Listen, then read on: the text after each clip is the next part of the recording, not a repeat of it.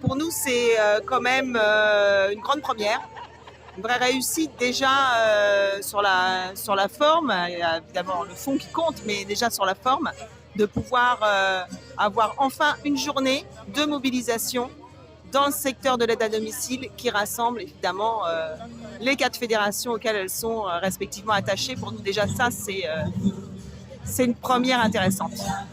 Les revendications, elles sont, alors, premièrement, salariales.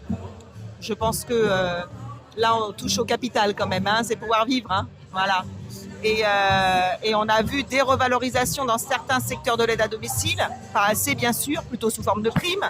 Et puis dans d'autres, et notamment dans le privé, rien du tout. Hein. On parle de très bas salaires.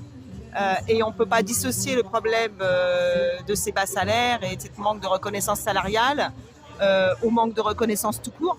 Parce que là, on parle de salariés invisibles quand même hein, dans la vie du quotidien. On ne parle pas beaucoup d'eux hein, dans les médias. Et de leurs conditions de travail qui sont particulièrement pénibles et difficiles, de leur temps de travail. Hein. Certaines nous disent faire des semaines de 50 heures, mais elles ne sont pas payées 50 heures, bien sûr.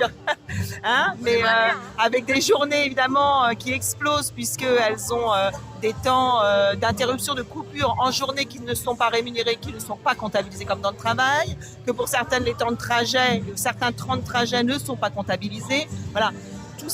Un chantier énorme, c'est un des secteurs où il y a le plus d'accidents du travail, hein, il y a eu une progression énorme ces dernières années. Donc les revendications, elles sont multiples et elles sont capitales parce que là, on a affaire à quand même des salariés qui d'abord sont importantes pour l'intérêt général. Hein. Elles s'occupent de personnes dépendantes qu'on maintient à leur domicile et ça, c'est très important. Moi qui suis de la santé, je sais que c'est important de maintien à domicile pour certaines personnes. Donc elles y contribuent, mais avec peu de moyens souvent. Hein. Et elles sont des fois le seul lien vraiment pour ces personnes, notamment pendant la période qu'on a connue de confinement, de Covid, où là, certaines personnes ne voyaient plus qu'elles. Voilà.